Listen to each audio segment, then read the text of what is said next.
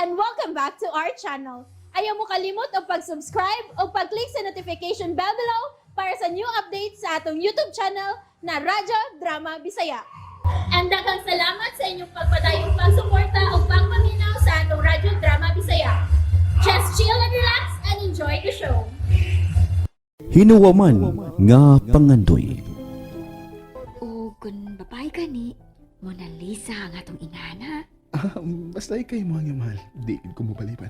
Kung may mo gusto. I love you so much. Love you more, mahal. Di kita magpuwag, ha, mahal. Dili gyud, mahal. Mahal, ikaw ang akong kinabuhi. Ang tanan, alam na ako.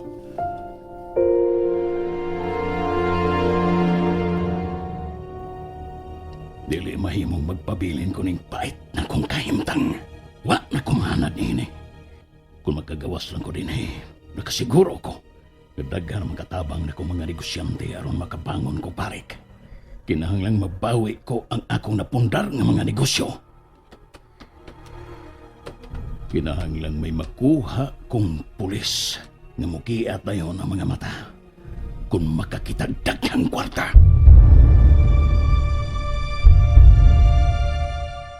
Attorney, kumusta na ang kaso ni Milan?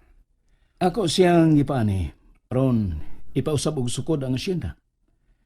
Doon na confirmation gikan sa Bureau of Land nga siya gid mao'y sole here sa asyenda, Emilio. O, may noon, attorney. Unya, ang mga negosyo nga naangko ni Senyor Emilio, Maiya ni Milan. dawaton ka na sa korte, attorney? Basta mga negosyo nga nagagikan sa asyenda, maiya gyud ni Milan. Sakto. Sumaas akong nasayran, pobre pa sa ilag katong tawana, nga miabot sa asyenda. Nagpaila kini nga igagaw sa tag-iya, nga mao si Miguel. Mausab na gisugilo ni Papa nako. Naibuong lang siya. Sa dihang gimanduan si Papa aron nga paghatag ni katungod nga mo'y mamahimong muduma sa asyenda. Human mamatay ang mga ginikanan ni Milan. Pero, nganong namatay ng sab ang mga ginikanan ni Milan? Gipatay. Sa, Ingon sa Papa, kana si Emilio. Mawin ang unay sa pag-atiman sa magtiayon. mituusab ang imong umahan nga abogado? Nagduda siya. Natudan ang iyang duda sa iyang nabasa ang mga suwat nga gituyo pagsuwat sa amahan ni Butoy. Nga gipatipigan niya kirigmayo. Salbahis gud ni si Emilio. Pusaangay gud siyang pabayron sa iyang kasalbahis. Laliman ka? Hangtod ang kaugalingon niyang anak. Gusto pang among-amungan? Ang paninghuaon na gyud nato. Nga dili siya makaikyas sa prisuhan dinhi. Mientras wa pa siya mabalhin sa siyudad. Karon ta pa doon ni attorney, mahal. Ikaw ra may gusto niyang ikasulti. Gusto kong nasab ka. Makapaminaw ka sa mong panagsultihan. Ikaw na lang ka, mahal. Sakitan ka, mahal. Nganong sakitan man ko? Mahal, anak ka sa kuhaan kag katungod. Aron mo'y manag-iya sa asyenda. Dili ba nagsabot naman ta? Nga buhato na tong ligong basihan ng atong duha ka gugma. Sakit tuod, pero labaw kong sakitan kung mawa ka na ako. Mahal kay kanako. Labaw kong nagmahal ni mo, mahal. Dili na to buhatong hinungdan. Aron mawad ang bilihan nga tong paningkamot nga magpabiling ligo ng atong relasyon. Tungod lang ni ining kasamok tali na ko sa imong amahan, ha? Demonyo ang akong amahan. Dili ta ng demonyo, mga anak og demonyo. Ug ikaw, mo'y nahimong anghel sa iyang kinabuhi. Dili di ka mausab ang imong pagbati na ako, mahal. Tungod sa kademonyo sa akong amahan. Mahal, importante ka na ako. Dili ba?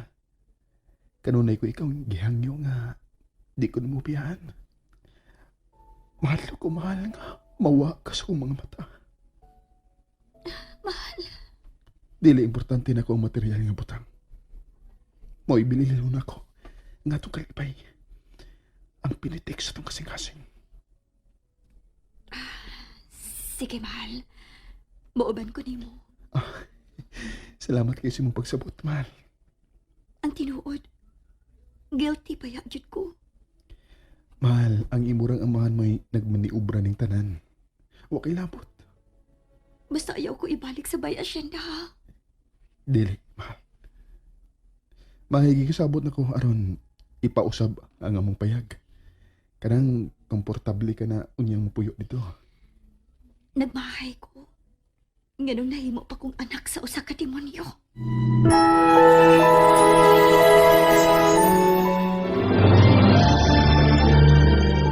Nyor, Karen, kumusta naman ka din eh? maayo ka pa, Karen. Nangumusta ka pa nako.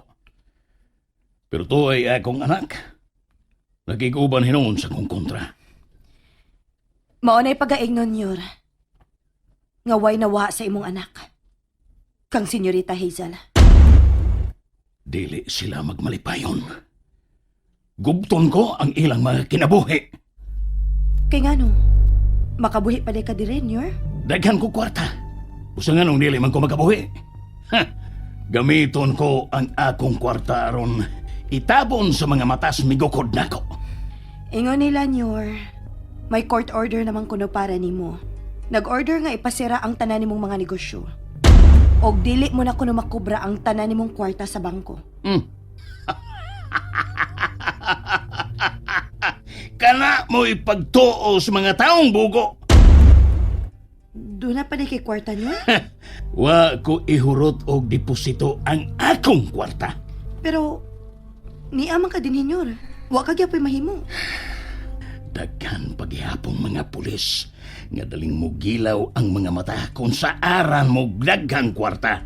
Labi na gyud kung pakit-on sila daghang kwarta. Mao ba, Nyor? Usa ka sa matagan ko niya grasya, Karen. Labi na gyud kung mutabang kag haylo sa mga abusadong pulis. Sorry, Nyor. Wa ko'y kailang mga pulis. Panialan si Butoy. Muanhi ka to, Nyor. Balimbing na ba itong tawhana? Gisangpit namang galig dodong si Milan. Panialan siya! Muban ka ni Milan? Iya man kong dadunay. Aw, labing maayo hinuon nga mahibaw kag yun sa ilang kalihukan sa pagkakaron. Nganong nahitabo man gyud nga ang ako pagmahal mo ikidawaan sa akong amahan nga demonyo sa kabulahanan. Naan naman yun na, anak. Pilit kag yung mudawat ni Ana. Og naana ni mo ang paghukom. Pero timan ilang yun ha. Mahal ka kaayo sa akong anak. Naibaw ko na eh. Kay parehas mi kipati. Maugani nga gisakitan kong maayo. Dili ka ba sakitan? Kung pabayron ang imong amahan sa nga iyang gituyuan? Dili nay. Ambot nga nung wag ko sakit eh. Ang sakit nga akong gibati, maulang nga. Ang ako pagmahal mo ikidawaan sa kamatuoran. Masamot yun ang akong pagka-guilty kung ang demonyo kong amahan mo ay may patay sa mga ginikanan sa akong mahal. Sobra yun ang kauaw nga akong bation nga to sa akong mahal.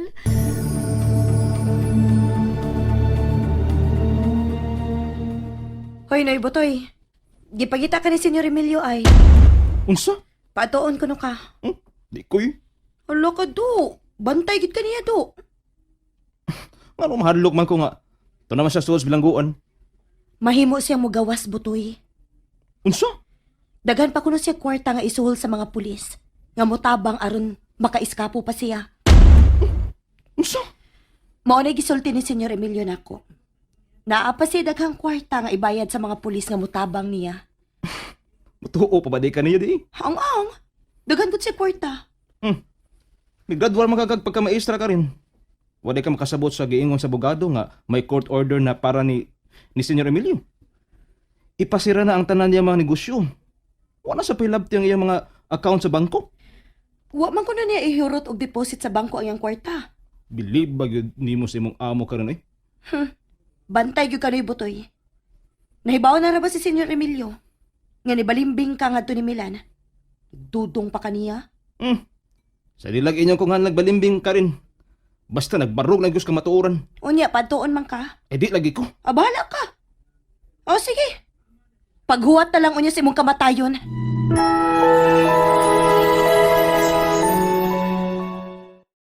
And that's it, everyone. Stay tuned for the next episodes. Bye!